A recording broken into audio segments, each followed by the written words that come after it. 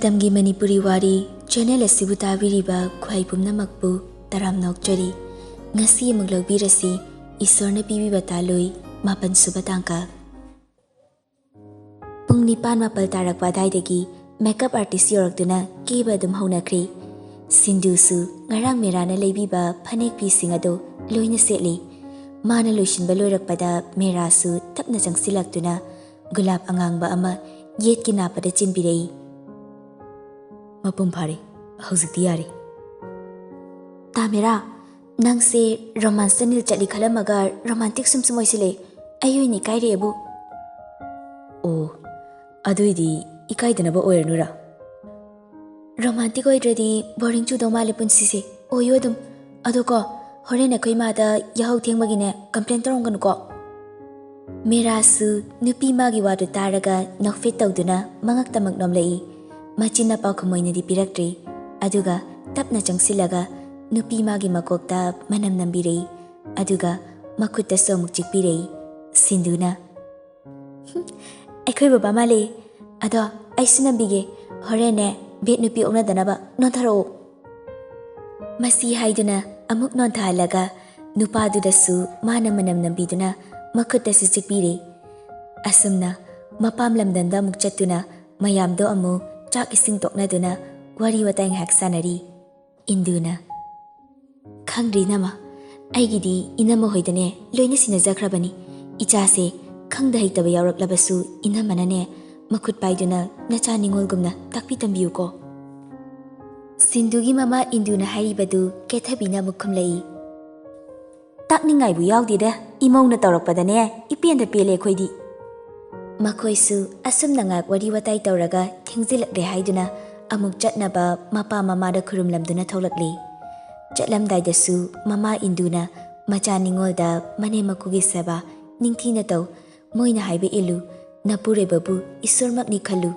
jai nganglabsu nangbu nungsibagi khanghaningduna haihaningduna nganglibani jairibani aduda malum thamba yadi langfang yumda tawbagumna ada tawganu haiduna hanjin hanjin pawmelai asumna mayumda manemga tawdana amuk halakminare gari tongna tongna phone adu lakthoktuna merade message ama thajali tamera yum yorobo kuiride yoba laktribo noide nupa masu fat adum halai sinduna lai terrace te leramo kaidore kaigino as yam hangi aisu yum yoroktoreba aina gari dagi kumtharakpado nangna terrace dagi yengoba kone yengaktradi aidine nangna kawbaga khumbiroi haisini somda message tu ubada nokfit tawrei nupa masu adubu hanbedi haludre adugi mahut terrace ta kakhatuna tuminna gate yengduna lei ikui kuidana nupi du su yorakle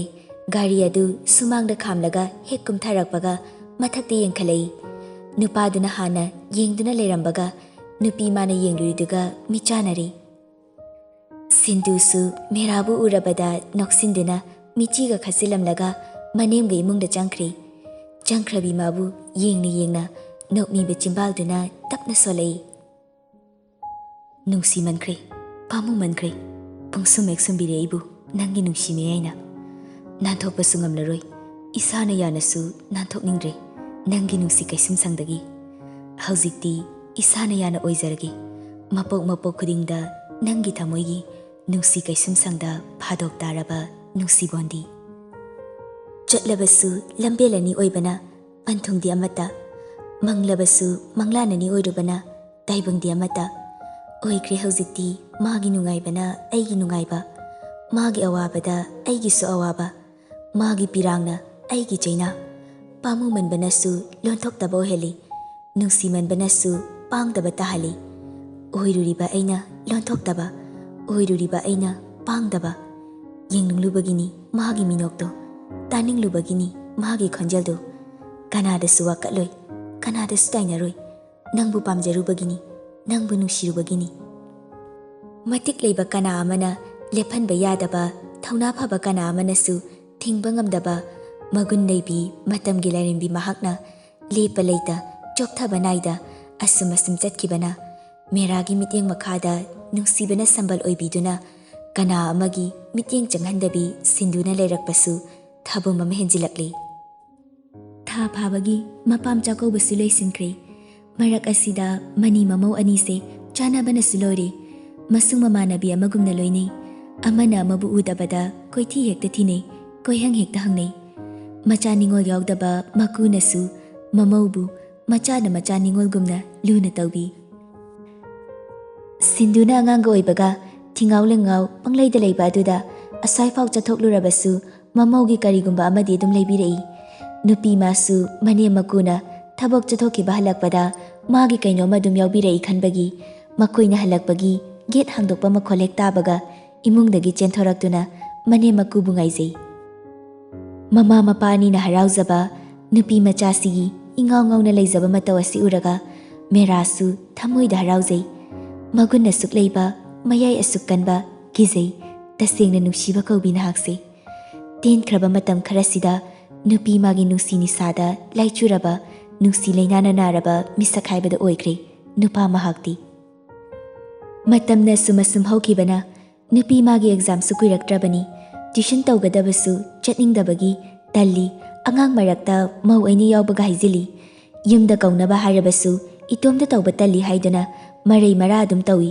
ꯑꯗꯨꯅ ꯃꯦꯔꯥꯅ ꯑꯌꯨꯛ ꯅꯨꯡꯊꯤꯜ ꯅꯨꯃꯤꯗꯥꯡ ꯂꯥꯏꯔꯤꯛ ꯑꯗꯨꯝ ꯄꯥꯍꯟꯗꯧꯒꯤ ꯀꯣꯏꯇꯥꯟ ꯇꯥꯟꯅꯔꯤꯕꯅꯤ꯫ ꯑꯗꯨꯕꯨ ꯅꯨꯄꯤ ꯃꯥꯅ ꯄꯥꯅꯤꯡꯗꯕꯒꯤ ꯀꯣꯏꯆꯦꯟ ꯆꯦꯜꯂꯤꯕꯅꯤ꯫ ꯂꯥꯏꯔꯤꯛ パꯅꯤ ꯈꯟꯕꯗ ꯇꯣꯏꯂꯦꯠꯇ ꯄꯨꯡ 2-3 ꯐꯝꯗꯨꯅ ꯂꯩꯊꯣꯛꯄꯁꯨ ꯌꯥꯎꯔꯤꯕꯅꯤ꯫ ꯃꯅꯦꯝ ꯃꯀꯨ ꯃꯄꯨꯔꯣꯏꯕꯅ ꯑꯦꯛꯖꯥꯝꯁꯤꯗ ꯃꯥꯏ ꯄꯥꯛꯅꯕ ꯍꯣꯠꯅꯧ, ꯏꯃꯨꯡꯒꯤ ꯊꯕꯛ ꯏꯪꯈꯥꯡ ꯑꯃꯠꯇ ꯌꯥꯎꯔꯅꯨ ꯍꯟꯖꯤꯟ ꯍꯟꯖꯤꯟꯅ ꯍꯥꯏꯔꯕꯅꯤ꯫ ꯑꯗꯨꯕꯨ ꯅꯨꯄꯤ ꯃꯥꯅꯇ ꯂꯥꯏꯔꯤꯛ ꯃꯌꯦꯛ ꯎꯕ ꯇꯟꯕꯒꯤ ꯊꯕꯛ ꯐꯕꯤ ꯑꯗꯨꯝ ꯁꯥꯖꯤꯟꯅꯔꯤꯕꯅꯤ꯫ ꯑꯌꯨꯛ ꯑꯗꯣ ꯃꯅꯤ ꯃꯃꯧ ꯆꯥꯛꯈꯨꯝꯗ ꯀꯟꯅ ꯆꯥꯛ ꯊꯣꯡꯃꯤꯟꯅꯗꯧꯒꯤ ꯁꯦꯝ ꯁꯥꯔꯤ꯫ ꯀꯦꯊꯕꯤꯅ "ꯕꯦꯃꯥ, ꯅꯪ ꯕꯕꯥꯒꯤꯗꯤ ꯆꯥꯛ ꯍꯥꯞꯄꯨꯔꯅꯨ, ꯁꯣꯔꯥꯠ ꯑꯃ ꯂꯩꯔꯦ ꯍꯥꯏꯔꯝꯕꯅꯤ꯫ ꯏꯃꯧꯁꯨꯅꯦ ꯂꯥꯏꯔꯤꯛ ꯄꯥꯔꯨꯔꯣ, ꯏꯃꯥ ꯊꯣꯡꯕꯤꯔꯒꯦ ꯆꯥꯛꯁꯤꯗꯤ"꯫ "ꯌꯥꯅꯤꯗ ꯃꯃꯥ, ꯑꯗꯨꯝ ꯄꯨꯟꯅ ꯊꯣꯡꯃꯤꯟꯅꯔꯁꯦ, ꯂꯥꯏꯔꯤꯛꯇꯨꯗꯤ ꯑꯩ ꯂꯣꯏꯅ ꯍꯩꯕ ꯂꯣꯏꯔꯦꯗ"꯫ "ꯅꯪ ꯇꯥꯃꯤꯔꯥꯅꯅꯦ ꯑꯃꯨꯛ ꯆꯩꯕꯤꯔꯅꯤ, ꯂꯥꯏꯔꯤꯛ ꯄꯥꯗꯦ ꯍꯥꯏꯗꯅ꯫ ꯂꯣꯏꯅ ꯍꯩꯔꯕꯁꯨꯅꯦ ꯉꯥꯛꯇꯪ ꯄꯥꯁꯤꯟꯅꯔꯨꯔꯣ"꯫ ꯍꯥꯏꯕꯒ ꯇꯧꯕꯒ ꯃꯊꯛꯇꯒꯤ ꯅꯨꯄꯥ ꯃꯥꯁꯨ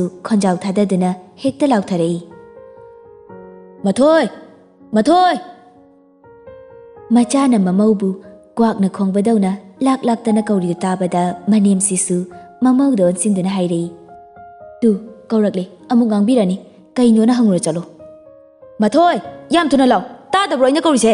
ꯅꯅꯥ ꯊꯥꯗꯠꯀꯦ ꯂꯩꯔꯝꯃꯨ ꯅꯪ"꯫ "ꯍꯣ ꯇꯥꯔꯦ ꯇꯥꯔꯦ"꯫ "ꯕꯦꯃꯥ, ꯆꯠꯂꯣ ꯆꯠꯂꯣ, ꯏꯃꯥ ꯇꯥꯍꯧꯔꯒꯦ, ꯐꯨꯒꯦ ꯇꯧꯔꯕꯗꯤꯅꯦ ꯏꯃꯥ ꯍꯦꯛꯇ ꯀꯧꯔꯛꯎ"꯫ "ꯍꯣꯏ ꯃꯃꯥ"꯫ ꯃꯁꯤ ꯍꯥꯏꯔꯝꯗꯨꯅ ꯃꯣꯏꯒꯤ ꯀꯥꯗ ꯄ꯭ꯔꯞ ꯄ꯭ꯔꯞ ꯀꯥꯔꯛꯏ꯫ ꯔꯨꯝ ꯑꯗꯨ ꯍꯦꯛ ꯌꯧꯕꯒ ꯊꯣꯡ ꯑꯗꯨ ꯍꯥꯏꯐꯦꯠ ꯏꯟꯗꯨꯅ ꯃꯀꯣꯛ ꯈꯤꯇꯪ ꯂꯤꯁꯤꯜꯂꯛꯇꯨꯅ ꯅꯨꯄꯥꯗꯨ ꯁꯥꯎꯔꯤꯔ ꯁꯥꯎꯗ꯭ꯔꯤꯔ ꯀꯔꯝꯕ ꯐꯤꯕꯝꯗ ꯂꯩꯔꯤ ꯀꯥꯏꯅꯁꯨ ꯌꯦꯡꯂꯤ꯫ ꯅꯨꯄꯥꯗꯨꯅ ꯔꯨꯝ ꯃꯌꯥꯏꯗꯨꯗ ꯃꯈ꯭ꯋꯥꯡꯒ ꯃꯦꯠꯇꯅ ꯇꯨꯡ ꯑꯣꯟꯊꯣꯛꯂꯒ ꯂꯦꯞꯂꯤꯗꯨ ꯎꯕꯗ ꯍꯥꯏꯐꯦꯠꯀ ꯁꯨꯒꯠꯂꯤ꯫ ꯃꯦꯔꯥꯅ "ꯅꯪ ꯑꯗꯥꯏꯗ ꯀꯩꯗꯧꯔꯤ? ꯂꯥꯗꯤ ꯆꯪꯉꯛꯄ ꯀꯩꯗꯧꯋꯦ?" ꯃꯃꯥꯏ ꯁꯨꯡꯂꯩ ꯂꯩꯊꯣꯛꯇꯅ ꯍꯪꯂꯛꯄꯅꯤ꯫ ꯁꯤꯟꯗꯨꯁꯨ "ꯑꯣꯖꯥꯗꯤ ꯂꯨꯈꯝꯗꯁꯨ ꯃꯃꯤꯠ ꯄꯥꯜꯂꯦ ꯍꯥꯏꯗꯣ ꯆꯨꯝꯕ꯭ꯔꯥ ꯌꯦꯡꯒꯦꯅ ꯇꯧꯅꯤꯗ, ꯑꯗꯣ ꯆꯨꯝꯂꯝꯃꯦ, ꯇꯥ ꯃꯦꯔꯥꯁꯨ ꯃꯃꯥꯏ ꯁꯨꯡꯂꯩ ꯂꯩꯊꯣꯛꯇꯕꯤ ꯑꯩ ꯂꯩꯕ ꯎꯔꯤꯗꯣ"꯫ "ꯅꯪꯅꯅꯦ ꯊꯣꯛ ꯃꯣꯛ ꯋꯥꯊꯤ ꯋꯥꯔꯦꯝꯗ ꯉꯥꯡꯗꯣꯏ ꯇꯧꯂꯩ, ꯃꯈꯥꯗ ꯀꯩꯗꯧꯔꯤꯅꯣ ꯍꯥ?" "ꯆꯥꯛ ꯊꯣꯡꯒꯦ ꯇꯧꯔꯤꯕ"꯫ "ꯅꯪꯉꯣꯟꯗ ꯀꯅꯥꯅ ꯆꯥꯛ ꯊꯣꯡꯉꯨ ꯍꯥꯏꯒꯦ?" ꯃꯦꯔꯥꯅ ꯀꯟꯅ ꯍꯦꯛꯇ ꯂꯥꯎꯈꯠꯂꯛꯄꯅꯤ꯫ ꯅꯨꯄꯤꯁꯤꯁꯨ ꯅꯨꯄꯥꯁꯤꯅ ꯈꯪꯂꯥꯎ ꯂꯥꯎꯔꯛꯄ ꯑꯗꯨꯗ ꯃꯈꯨꯠ ꯑꯅꯤꯅ ꯃꯅꯥ ꯑꯗꯨ ꯃꯦꯟꯁꯤꯜꯂꯒ ꯁꯨꯒꯠꯇꯨꯅ ꯅꯨꯄꯥꯗꯨꯗ ꯌꯦꯡꯂꯒ ꯍꯥꯏꯔꯛꯏ꯫ "ꯑꯁ, ꯅꯥꯒ ꯂꯣꯏꯅ ꯄꯪꯒꯦ ꯇꯧꯋꯦ, ꯀꯟꯅ ꯂꯥꯎꯗ꯭ꯔꯁꯨ ꯇꯞꯅ ꯍꯥꯏꯌꯨ ꯌꯥꯗ꯭ꯔꯣ"꯫ "ꯃꯥ, ꯍꯣꯏ ꯃꯥ"꯫ "ꯑꯦ, ꯀꯩꯒꯤꯅꯣ ꯃꯃꯥ ꯑꯃꯨꯛ ꯀꯧꯔꯤꯗꯤ? ꯇꯥ ꯃꯦꯔꯥꯅ ꯆꯥꯅꯤꯡꯕ ꯏꯟꯁꯥꯡ ꯊꯣꯡꯉꯣ ꯍꯥꯏꯗꯣ ꯑꯣꯏꯔꯗꯤ ꯑꯩꯗꯣ ꯑꯗꯨꯝ ꯍꯥꯏꯔꯛꯑꯣ, ꯑꯩ ꯍꯧꯖꯤꯛ ꯊꯣꯡꯉꯨꯔꯗꯕꯅꯤ"꯫ ꯇꯟꯖꯥ ꯑꯗꯨꯗ ꯃꯃꯥꯗꯨꯁꯨ ꯍꯥꯊꯨ ꯍꯥꯊꯨ ꯏꯄꯥ ꯄꯥꯈꯠꯅ ꯆꯪꯂꯛꯏ꯫ "ꯍꯣ ꯀꯩꯗꯧꯔꯦ ꯍꯥꯏꯕꯅꯣ, ꯌꯨꯝ ꯃꯩ ꯆꯥꯛꯄꯗꯧꯅ ꯀꯣꯏꯂꯥꯎ ꯂꯥꯎꯔꯤꯁꯤꯕꯣ"꯫ "ꯃꯥ"꯫ "ꯍꯣ ꯀꯔꯤꯅꯣ? ꯑꯦ, ꯀꯔꯤ ꯃꯤꯠꯌꯦꯡ ꯅꯥꯌꯦꯡꯅꯣ ꯑꯗꯨꯅ ꯏꯕꯨꯡꯉꯣ"꯫ ꯃꯆꯥꯅ ꯈꯨꯝꯗꯕꯤ ꯁꯨꯛꯇꯅ ꯄꯩꯗꯅ ꯌꯦꯡꯂꯒ ꯁꯨꯝ ꯂꯩꯕꯗꯨꯗ ꯃꯃꯧꯗ ꯑꯣꯟꯁꯤꯟꯗꯨꯅ ꯃꯤꯆꯤ ꯃꯤꯅꯥ ꯈꯠꯇꯅ ꯀꯔꯤ ꯇꯧꯔꯦ ꯍꯥꯏꯗꯅꯒꯁꯨ ꯍꯪꯂꯤ꯫ ꯅꯨꯄꯤ ꯃꯥꯁꯨ ꯃꯉꯛꯀꯗꯣ ꯐꯦꯠ ꯐꯦꯠ ꯍꯥꯏꯔꯗꯅ ꯈꯪꯗꯦꯒꯁꯨ ꯍꯥꯏꯔꯤ꯫ ꯃꯦꯔꯥꯅ "ꯃꯥ, ꯑꯉꯥꯡꯁꯦ ꯑꯩꯅ ꯑꯦꯛꯖꯥꯝ ꯀꯨꯏꯗ꯭ꯔꯕꯅꯤ, ꯊꯕꯛ ꯏꯪꯈꯥꯡ ꯌꯥꯎꯍꯜꯂꯅꯨ, ꯂꯥꯏꯔꯤꯛ ꯄꯥꯍꯜꯂꯒꯦ ꯍꯥꯏꯕ ꯅꯠꯇ꯭ꯔꯣ"꯫ "ꯍꯩꯃꯥ, ꯑꯗꯨꯒꯤ ꯑꯣꯏꯔꯦ ꯅꯪꯅ ꯁꯥꯎꯔꯤꯗꯣ? ꯅꯪꯅ ꯈꯪꯄꯣꯟꯇꯦ, ꯆꯥꯛꯁꯪꯗꯅꯦ ꯑꯩꯒꯤ ꯏꯅꯥꯛꯇ ꯄꯥꯔꯤꯅꯤ, ꯎꯁꯨꯗꯅꯅꯦ ꯅꯪꯅ ꯍꯦꯛꯇ ꯉꯥꯡꯉꯤ ꯃꯆꯥꯅ ꯂꯥꯏꯔꯤꯛ ꯄꯥꯅꯤꯡꯗꯕꯤ ꯃꯃꯧꯁꯤ ꯂꯥꯏꯔꯤꯛ ꯄꯥꯗꯦ ꯈꯪꯂꯕꯗꯤ ꯑꯃꯨꯛꯀ ꯍꯦꯟꯅ ꯆꯩꯕꯤꯔꯅꯤ ꯈꯪꯕꯒꯤ ꯃꯃꯧꯕꯨ ꯀꯟꯈꯠꯇꯨꯅ ꯊꯝꯂꯒ ꯃꯃꯧꯗ ꯌꯦꯡꯂꯗꯨꯅ ꯃꯤꯆꯤꯒ ꯈꯠꯆꯤꯜꯂꯤ ꯃꯅꯤ ꯃꯃꯧꯅꯤ ꯍꯥꯏꯕꯗ ꯆꯥꯟꯅꯖꯈ꯭ꯔꯕ ꯑꯃꯁꯤꯁꯨ ꯍꯦꯛꯇ ꯃꯇꯦꯡ ꯄꯥꯡꯁꯤꯜꯂꯛꯏ ꯃꯃꯥꯒꯤ ꯃꯅꯥꯛꯇ ꯄꯥꯔꯨꯏꯅꯦ ꯇꯥꯃꯦꯔꯥꯅ ꯈꯪꯁꯨ ꯈꯪꯗꯅ ꯀꯣꯅꯦ ꯃꯃꯥ ꯄꯥꯏꯀꯣ ꯄꯥꯏ ꯅꯪꯗꯤ ꯀꯔꯤ ꯄꯥꯔꯨꯏꯕ ꯀꯦꯃꯤꯁꯇ꯭ꯔꯤ ꯄꯥꯔꯨꯏꯅꯦ ꯍꯩꯔꯦꯗ ꯂꯣꯏꯅ ꯔꯤꯚꯤꯖꯟꯅꯦ ꯆꯠꯂꯤꯁꯦ ꯐꯩ ꯑꯗꯨꯕꯨꯗꯤ ꯑꯦꯛꯖꯥꯝ ꯀꯨꯏꯗ꯭ꯔꯦꯗꯅ ꯄꯥꯏ ꯄꯥꯗꯦ ꯍꯥꯏꯕꯒꯤ ꯔꯤꯖꯜ ꯈꯪꯗꯣꯛ ꯀꯨꯏꯗ꯭ꯔꯕꯅꯤ ꯇꯦꯅꯤꯒꯤꯁꯨ ꯂꯨꯍꯣꯡꯕ ꯀꯨꯏꯗ꯭ꯔꯕꯅꯤꯅ ꯈꯔ ꯆꯠꯄꯤꯔꯨꯈꯤꯒꯦ ꯍꯜꯂꯛꯄ ꯈꯔ ꯊꯦꯡꯗꯧ ꯃꯥꯜꯂꯤ ꯑꯩ ꯂꯩꯇ꯭ꯔꯤꯉꯩꯗꯅꯦ ꯐꯖꯅ ꯄꯥꯔꯝꯃꯨ ꯍꯦꯛ ꯍꯜꯂꯛꯄꯒ ꯀꯦꯃꯤꯁꯇ꯭ꯔꯤꯒꯤ ꯇꯦꯁ ꯇꯧꯅꯤ ꯀꯥꯏꯗꯤ ꯇꯧꯖꯧꯅ ꯂꯣꯏ ꯏꯕꯤꯒꯦ ꯐꯔꯦ ꯕꯦꯃꯥ ꯏꯕꯨꯡꯉꯣ ꯊꯕꯛ ꯆꯠꯊꯣꯛꯀꯅꯤ ꯍꯥꯏꯁꯦ ꯀꯔꯤꯅꯣ ꯈꯔ ꯌꯦꯡꯁꯤꯟꯕꯤꯔꯣ ꯏꯃꯥꯁꯨꯅꯦ ꯃꯥꯅ ꯆꯥꯕ ꯅꯪꯅꯕ ꯆꯥꯛ ꯊꯣꯡꯒꯠꯄ ꯍꯧꯔꯝꯂꯒꯦ ꯍꯣꯏ ꯃꯃꯥ ꯃꯃꯥꯗꯨ ꯍꯦꯛ ꯊꯣꯛꯈꯤꯕꯒ ꯅꯨꯄꯥꯗꯨꯁꯨ ꯂꯣꯏꯁꯤꯟꯕ ꯍꯧꯈ꯭ꯔꯦ ꯅꯨꯄꯤ ꯃꯥꯁꯨ ꯐꯃꯨꯡ ꯃꯆꯤꯗꯨꯗ ꯐꯝꯂꯒ ꯁꯨꯝ ꯌꯦꯡꯂꯝꯕꯅꯤ ꯀꯩ ꯈꯜꯂꯛꯑꯕꯅꯣ ꯈꯪꯗꯦ ꯐꯠ ꯆꯣꯡꯊꯔꯒ ꯃꯤꯡꯁꯦꯜ ꯃꯃꯥꯡꯗ ꯃꯁꯝ ꯍꯥꯠꯂꯤꯕ ꯅꯨꯄꯥꯗꯨꯒꯤ ꯃꯅꯥꯛꯇ ꯆꯪꯁꯤꯟꯗꯨꯅ ꯍꯦꯛꯇ ꯀꯦꯁꯤꯟꯅꯔꯨꯏ ꯇꯥꯃꯦꯔꯥ ꯐꯣꯟꯗꯣ ꯄꯤꯔꯝꯃꯣ ꯍꯣꯔꯦꯟ ꯈꯪꯗꯕ ꯌꯥꯎꯔꯗꯤ ꯍꯪꯂꯛꯀꯦ ꯍꯣꯔꯦꯟ ꯏꯃꯥꯗꯒꯤ ꯐꯣꯟ ꯇꯧꯔꯒ ꯍꯪꯗꯣꯛ ꯑꯆꯥ ꯄꯤꯔꯝꯃꯣ ꯍꯥꯏꯕ ꯑꯁꯦꯡꯕꯒꯤ ꯑꯩ ꯂꯥꯏꯔꯤꯛ ꯅꯠꯇꯕ ꯀꯩꯝꯇ ꯌꯦꯡꯖꯔꯣꯏ ꯄ꯭ꯔꯣꯃꯤꯁ ꯁꯦꯕꯥ ꯄꯤꯔꯝꯃꯣ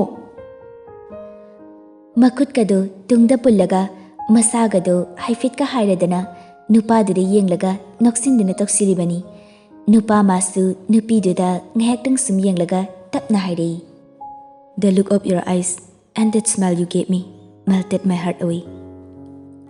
ꯑꯌꯥ ꯑꯁꯦꯡꯕꯩꯔꯣ ꯅꯠꯇꯦ ꯍꯧꯖꯤꯛꯀꯤ ꯁꯦꯟꯇꯦꯟꯁꯇꯨ ꯌꯥꯎꯕ ꯚꯔꯕꯁꯤꯡꯗꯣ ꯑꯟꯗꯔꯂꯥꯏꯟ ꯇꯧꯔꯒ ꯏꯊꯣꯛꯑꯝꯃꯣ ꯑꯩ ꯍꯜꯂꯛꯄꯒ ꯆꯨꯝꯕ꯭ꯔꯥꯅ ꯆꯦꯛ ꯇꯧꯒꯦ ꯏꯔꯝꯃꯣꯏ ꯑꯝꯇ ꯇꯤꯟꯃꯨ ꯂꯩꯃꯨ ꯃꯥꯟꯕꯁꯤꯗꯤ ꯃꯁꯤ ꯍꯥꯏꯔꯝꯗꯨꯅ ꯐꯦꯠ ꯂꯩꯊꯣꯛꯂꯒ ꯁꯥꯎꯗꯨꯅ ꯆꯠꯈ꯭ꯔꯦ ꯁꯥꯎꯔꯤꯅꯤ ꯇꯧꯔꯤꯁꯤꯅꯕꯨ ꯍꯦꯜꯂꯤ ꯅꯨꯡꯁꯤꯕꯗꯤ ꯃꯦꯔꯥꯁꯨ ꯂꯣꯏꯁꯤꯟꯕ ꯂꯣꯏꯔꯗꯨꯅ ꯆꯥꯛ ꯈꯔ ꯆꯥꯔꯒ ꯇꯦꯅꯤ ꯍꯣꯏꯗ ꯆꯠꯈ꯭ꯔꯤ ꯅꯨꯄꯥꯗꯨ ꯍꯦꯛ ꯆꯠꯈꯤꯕꯒ ꯂꯥꯏꯔꯤꯛ ꯄꯥꯔꯨꯕꯗꯤ ꯍꯥꯏꯔꯨꯅꯨ ꯐꯃꯨꯡ ꯐꯥꯅꯨꯡ ꯎꯄꯨ ꯅꯨꯡꯄꯨ ꯀꯣꯏꯃꯥ ꯃꯥꯗꯅ ꯀꯣꯌꯣꯠ ꯑꯣꯠꯇꯅ ꯃꯥꯒꯤ ꯐꯣꯟꯗꯨ ꯊꯝꯂꯝꯕ꯭ꯔꯥ ꯀꯣꯏꯊꯤ ꯊꯤꯔꯤ ꯑꯗꯨꯕꯨ ꯐꯪꯕ ꯀꯧꯕ ꯂꯩꯇ꯭ꯔꯕ ꯑꯗꯨꯗ ꯁꯥꯎꯅꯒꯁꯨ ꯁꯣꯜꯂꯤ ꯌꯥꯝ ꯐꯠꯇꯕꯅꯤ ꯑꯁꯤꯒꯤ ꯅꯨꯄꯥꯁꯦ ꯐꯣꯟꯁꯤꯇꯪ ꯊꯝꯕꯤꯔꯝ ꯌꯥꯔꯤꯅꯦꯕ ꯃꯥꯒꯤ ꯃꯄꯣꯠ ꯂꯩꯔꯤꯗꯣ ꯑꯩꯒꯤꯁꯨ ꯑꯃꯨꯛ ꯂꯧꯁꯤꯜꯂꯦꯕ ꯑꯩꯁꯤꯕꯨ ꯀꯌꯥꯃꯨꯛ ꯌꯥꯝ ꯅꯨꯡꯁꯤꯔꯖꯥꯠꯅꯣ ꯈꯪꯗꯦ ꯑꯇꯣꯞꯄ ꯅꯨꯄꯥꯗꯒ ꯏꯔꯥꯡ ꯇꯧꯅꯤ ꯀꯥꯏꯅ ꯄꯥꯈꯠꯂꯤ ꯃꯥꯜꯂꯤ ꯐꯣꯟꯒ ꯂꯧꯁꯤꯜꯂꯤꯁꯦ ꯑꯁꯨꯛ ꯌꯥꯝ ꯅꯨꯡꯁꯤꯔꯒ ꯅꯨꯡꯁꯤꯌꯦꯗꯤ ꯁꯨꯡꯍꯥꯏ ꯍꯥꯏꯗꯦ ꯃꯃꯥꯏ ꯁꯣꯟꯃꯟꯈ꯭ꯔꯦ ꯐꯣꯟ ꯑꯗꯨꯝ ꯀꯣꯜꯂꯒ ꯗ꯭ꯔꯃꯥꯒꯤ ꯁꯕꯇꯥꯏꯇꯜꯁ ꯄꯥꯔꯤꯉꯩ ꯂꯥꯏꯔꯤꯛ ꯄꯥꯕ ꯀꯥꯎꯕꯗꯨꯒꯤ ꯃꯦꯔꯥꯅ ꯑꯣꯏꯔꯔꯣꯏ ꯍꯥꯏꯗꯅ ꯃꯇꯝ ꯈꯔ ꯐꯣꯟ ꯄꯥꯏꯍꯜꯂꯣꯏꯒꯦ ꯈꯟꯕꯒꯤ ꯂꯧꯁꯤꯟꯈꯤꯕꯅꯤ ꯑꯗꯨꯕꯨ ꯋꯥꯈꯜ ꯗꯣꯂꯥꯟ ꯁꯥꯕꯗ ꯇꯣꯞ ꯑꯣꯏꯔꯤꯕꯤ ꯃꯤꯁꯇ꯭ꯔꯤꯅꯤ ꯑꯗꯨꯅ ꯃꯇꯣꯝꯇ ꯋꯥꯈꯜꯅ ꯗꯣꯂꯥꯟ ꯖꯔ ꯖꯔ ꯁꯥꯒꯠꯇꯨꯅ ꯄꯪꯅꯨꯡꯗ ꯅꯨꯡꯉꯥꯏꯊꯣꯛꯈ꯭ꯔꯦ ꯉꯁꯥꯏ ꯅꯨꯄꯥ ꯃꯥꯅ ꯆꯠꯂꯝꯗꯥꯏꯗ ꯅꯨꯄꯤ ꯃꯉꯣꯟꯗ ꯑꯩ ꯂꯩꯇꯦ ꯍꯥꯏꯅ ꯂꯥꯏꯔꯤꯛ パꯗꯕ ꯇꯧꯒꯅꯨ ꯍꯦꯛ ꯍꯜꯂꯛꯄꯒ ꯇꯦꯛꯁ ꯇꯧꯅꯤ ꯍꯥꯏꯅ ꯍꯟꯖꯤꯟ ꯍꯟꯖꯤꯟ ꯍꯥꯏꯔꯝꯕꯅꯤ ꯑꯗꯨꯒ ꯃꯃꯥ ꯏꯕꯦꯝꯃꯗꯅ ꯑꯉꯥꯡꯗ ꯐꯣꯟ ꯄꯥꯏꯍꯜꯂꯝꯒꯅꯨ ꯍꯥꯏꯅ ꯀꯟꯅꯅꯦ ꯍꯥꯏꯔꯝꯂꯤꯕꯗꯨ ꯑꯗꯨꯕꯨ ꯀꯔꯤ ꯑꯣꯏꯅ ꯇꯥꯍꯧꯔꯕꯅꯣ ꯈꯪꯗꯦ ꯃꯅꯤ ꯃꯃꯧ ꯑꯅꯤꯃꯛ ꯇꯦꯔꯦꯁꯇ ꯅꯨꯡꯁꯥ ꯌꯥꯏꯅ ꯃꯅꯤꯡꯒꯤ ꯐꯣꯟꯗꯒꯤ ꯌꯨꯇ꯭ꯌꯨꯕꯇ ꯆꯪꯗꯨꯅ ꯃꯨꯛꯕꯥꯡ ꯀꯟꯅ ꯌꯦꯡꯂꯤ ꯀꯦꯊꯕꯤꯅ ꯕꯦꯃꯥ ꯁꯤꯗꯤ ꯆꯤꯟꯁꯦ ꯀꯩꯅꯣꯝꯃ ꯁꯨꯝ ꯁꯥꯏꯅꯤꯡꯉꯦ ꯀꯝꯗꯧꯅꯤ ꯃꯃꯥ ꯃꯦꯒꯤ ꯍꯧꯔꯒ ꯆꯥꯔꯨꯁꯦ ꯑꯩꯁꯨ ꯇꯤꯟꯒꯁꯦ ꯀꯨꯠ ꯀꯨꯠ ꯌꯣꯜꯂꯤ ꯃꯣꯏꯒꯤꯁꯤ ꯌꯦꯡꯕꯗ ꯍꯣꯏꯅꯦ ꯑꯗꯨꯅ ꯐꯔꯅꯤ ꯆꯥꯛꯁꯪꯗ ꯑꯣꯏꯅ ꯆꯠꯂꯁꯤ ꯂꯥꯛꯑꯣ ꯁꯣꯝꯗꯁꯨ ꯀꯝꯗꯧꯔꯤ ꯃꯦꯔꯥꯁꯨ ꯇꯦꯅꯤꯒꯤꯗ ꯌꯧꯗꯨꯅ ꯀꯔꯤ ꯋꯥꯠꯂꯤ ꯍꯥꯏꯗꯅ ꯑꯋꯥꯠ ꯑꯄꯥ ꯌꯦꯡꯁꯤꯟꯗꯨꯅ ꯂꯩꯔꯤ ꯊꯕꯛꯁꯤꯡ ꯑꯗꯨ ꯈꯔ ꯂꯣꯏꯁꯤꯟꯃꯤꯟꯅꯔꯒ ꯅꯨꯃꯤꯗꯥꯡ ꯋꯥꯏꯔꯝ ꯑꯣꯏꯁꯤꯜꯂꯛꯂꯦ ꯍꯜꯂꯦꯒꯦ ꯍꯥꯏꯅ ꯇꯧꯔꯤꯉꯩ ꯇꯦꯅꯤꯁꯨ ꯀꯔꯣꯝꯗꯒꯤꯅꯣ ꯈꯪꯗꯦ ꯐꯠ ꯍꯦꯛꯇ ꯐꯥꯎꯖꯤꯜꯂꯛꯏ ꯇꯦꯅꯤꯅ ꯍꯣꯔꯦꯟꯗꯤ ꯀꯨꯏꯅ ꯅꯤꯡꯈꯥ ꯇꯝꯅ ꯑꯣꯏꯔꯛꯑꯕ ꯄꯥꯈꯪꯐꯝꯁꯦ ꯊꯥꯗꯣꯛꯇꯨꯅ ꯂꯨꯍꯣꯡꯐꯥꯟꯗ ꯐꯝꯗꯨꯅ ꯏꯇꯨꯒꯤ ꯈꯨꯗꯣꯝꯕꯤ ꯃꯇꯣꯟꯗ ꯐꯝꯂꯝꯗꯥꯏꯒꯤ ꯄꯥꯔꯇꯤ ꯑꯃ ꯂꯩꯔꯤ ꯑꯇꯩꯁꯨ ꯂꯣꯏꯅ ꯄꯥꯎ ꯍꯥꯏꯈ꯭ꯔꯕꯅꯤ ꯁꯤꯟꯕ ꯂꯥꯡꯕꯗꯣ ꯈꯔ ꯇꯧꯃꯤꯟꯅꯔꯁꯤ ꯍꯟꯈ꯭ꯔꯅꯨ ꯑꯩꯗꯤ ꯑꯉꯥꯡꯁꯨ ꯑꯦꯛꯖꯥꯝ ꯀꯨꯏꯗ꯭ꯔꯤ ꯑꯗꯨꯅ ꯐꯔꯛ ꯇꯥꯗꯧ ꯃꯥꯜꯂꯤ ꯉꯁꯤꯗꯤ ꯀꯅꯥꯅꯣꯝꯒ ꯇꯧꯍꯧꯔꯣꯗꯅ ꯀꯔꯝꯕ ꯅꯆꯥꯒꯤ ꯑꯦꯛꯖꯥꯝꯅꯣ ꯂꯨꯍꯣꯡꯕꯁꯨ ꯏꯀꯨꯏ ꯀꯨꯏꯈꯤꯗ꯭ꯔꯤ ꯑꯩꯗꯤ ꯁꯣꯁꯇꯤ ꯕꯥꯔꯇꯣꯟ ꯐꯪꯍꯧꯗꯦꯗ ꯅꯪ ꯑꯉꯥꯡ ꯌꯥꯎꯈ꯭ꯔꯦ ꯍꯥꯏꯕꯒꯤ ꯐꯥꯒꯤ ꯅꯠꯇꯤꯌꯦ ꯑꯩꯅ ꯍꯥꯏꯁꯦ ꯋꯥꯊꯤ ꯅꯠꯇꯤꯌꯦ ꯑꯩꯅ ꯉꯥꯡꯂꯤꯁꯤꯁꯨ ꯑꯁ ꯇꯦꯅꯤ Yarese, exam gi namada horen nupi na funi kidana pharak tane hari do khangi. Horen chaibirasune khara fanaba phone tawraga haikro. Khara thenglak to malena. Hai kido phone dusu aina loina puri ani. Ho adu egana ima doina haikro. Hoi, adain tawrage. Somda Sandhya gi lai thangmai thaluraga phi honglambani. Nupi masu makhada manemna kaurakpagi makhol tabaduda prap tholei. Moyi kagi thongjil mapaduda mana tholakpaga manemna lakpaga mapa chana ne hek thingnare. Sinduna. Mama, ai kaubro kai haige. Ho ibungona phone tawrakpa nangamta pa hello na hairakpani. Adugini se pairo. Masi haiduna makhutna pairakpa phone adu pi. Nupi masu manemdagi phone adu tapna lausili. Kethabina.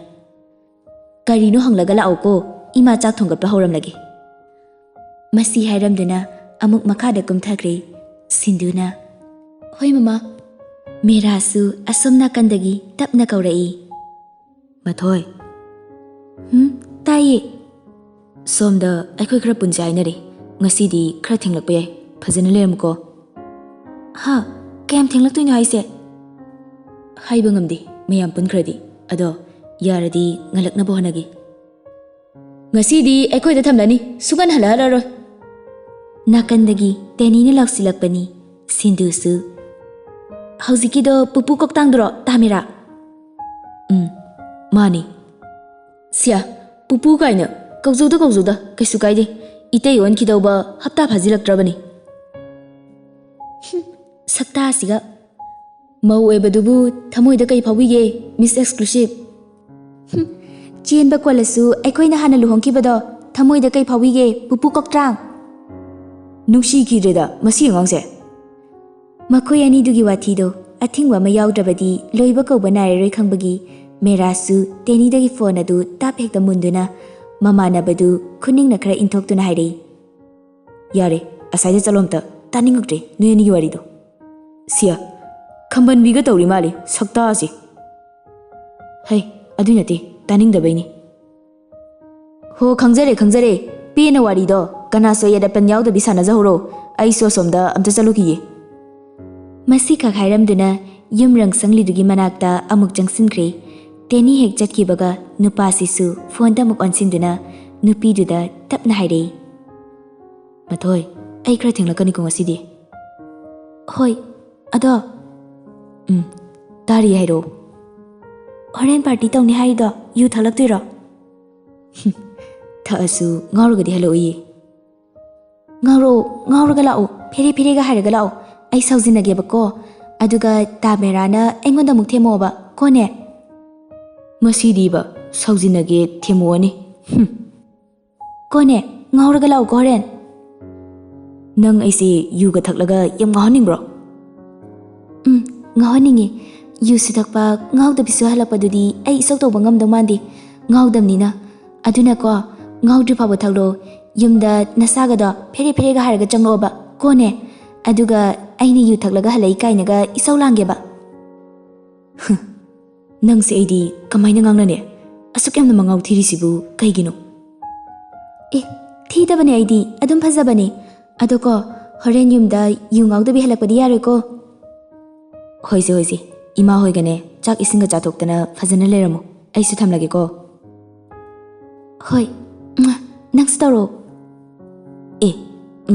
Thame Masi haiduna kol adu prap kaklaga oi thangba thabak mapaduda makhut adu haifet thamduna machinda tapna soli.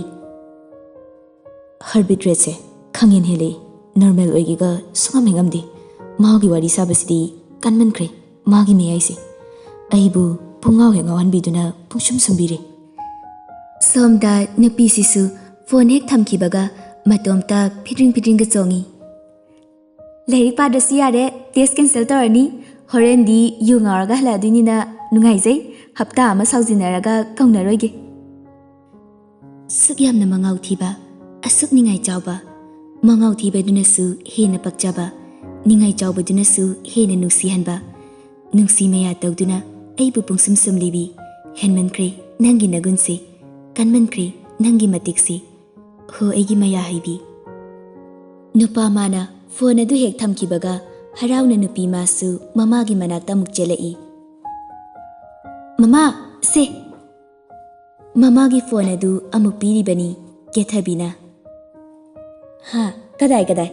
Ibungo adubu halaktore hairiro. Phone adu lakshin Sinduda yengduna hanglakpani Sindusu. Mamanabasinga ngasidi pulani haye aduna khara thenglakani na haire. Phare hana khangala ibase. Mama, ai kainumta hangini. Hangu karino ne imauna hanglingni dubo hekta hangu. Tamera se yu thakpro aina khanglakpadaidi amtadi thakpa thengnaraktre. Thakpudi thakpani. Adubu yumda ngauraga hanjilakpadudi aisu amukta phaba thengnaraktri. Mama, adu ngasi yu ngauraga hanjilakladi aisi phatabini haidiro. Haima, kaidawrage ne nangna du hairidubo. Horene yu ngauraga lakladi imau lakpadagi yu ngauramdaba pharamkhrabai chase mayu ngauraga thengna hanjilekena saugadra. Ngasi yu ngauraga hanjilakani ga hairiro. Adugibu karisu khalunu.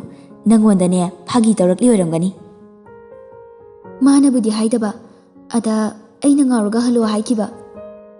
Nangdi karigi adaina hairuriba. Sum magi nupanaga yu ngauraga hanjalai kaina isauga tawraga nupaduna nongalaga saurunu soikre matungda tawroi kaina thembado adaina themangi tawbanida. Haima, angawbisidi masine ngangbasima ba. Mani mamau Wari sana-sanadana chak ising thongtakpa solution-minari. Manemsu mapureba chawbada chakpau piba chatkri. Sindusu manemga mapkugagi chak thidokpa loiraduna thambiri. Achawbaga kethabiga sulaktuna chak adu charanaba phamthabaga mamaugi saruk yaudabadudha hanglai. Kethabi. Bima, ibungosu halakhiroi. Aikhoi ahum adum pulap chahaurase hairaga. Lao, nangi sarukse thidoro. Yaranida mama. Horen tamera halaga chaminarage. Babagi maga dum charo. Ai awara payeng lage. Bima, ibungodi horen ada charakpasu yai. Nangsu aikhoina charingaisida adum yahorasi laone. Aduni. Makhoi mamanaba singpunkrabadine yumda chak pakna chadabani. Yumda halakpasu thengba nganba tamba ngambasu nate. Lao, imaga pulap chahorasi. Mama hoi adum chabiro. Yarani ai kona adum charageba. Mane makuna phanakana mahairabasu nupi mana ngamduna chadri. Chak ising toknaraga ngayhakti nupa mabu halakpa mane makuga punna ngaiminarambani.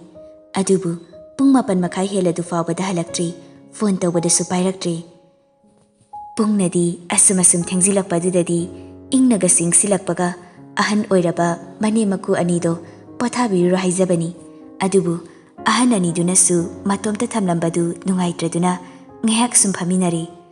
Sinduna, Mama, Baba, tumbiru thengde ingnaga ingbane amuk narakaniye. Sinduna haribadu achawbana khumlai. Bima, aikhoi budi araibani. Nangini ne chakso hauji phawa chadri. Chathokduro chalo. Halaktaba manane horen halaklaga magi thokpa ma tawbirasi. Sinduda kethabina mukhairi. Haigumdana Bima, warani. Nang chakto chathoklo. Adugane tumnasi. Gate-sibudine hanglaga thamnamasi. Ma laklabasu matomda dum changlaknaba. Hoi mama. Manemga makugana asumna chakta chathoklo ngairurnu haidana hairamlaga pothaba changnakre. Nupi masu moigi kada changlaklaga sofa duda ngak sumpami. Adubu uigi tawrakpaduda amuk fukhawgatuna bathroom da changlaga mamai mami tathoi. Ngasini ai uibaga yadi tumbaga yadri khanakidoba lairi saukido siwali. Masi haiduna makhada mukumlaklaga mangol machida famduna amuk lei. Masadusu ingsilakpagi illiba samtugi inafi matektuna masa pumba loina tasinduna insilaga sumfamduna uiduna nupa mabu halakpa ngairambadagi khanghaudi ayingba maraktuda uithakiba. Ngayhak leiraga nupa masu halakli. Gate tusu matomta hangjaraga gari du garage ta thaujilamduna tholakpada ngasai makai urudrabasu haujiti ure. Mangol machiduda uchi macha mankai tasinduna uiriba nupi adu hek urubadaidi khongthang yangna thangduna prap nupi magi manakta laklaga tapna kauri. Mathoi, Mathoi, tabruse, hogalo. Tamira, nang halabo? Hale, imungda ningthina leramba yadro. Ayingbasida kaigi leramino. Narakpa tarini nangbo. Ngasaidagi Tamira halakpa ngairamini. Hoini, adubu haiba. Imungda ngairamgi leiti. Loini inglina sagase. Lao, imungda changlase. Hoi. Masi haiduna uirum mamit kado makut macha aduna noira duna phamlambadagi haugalakduna imungda changminarei.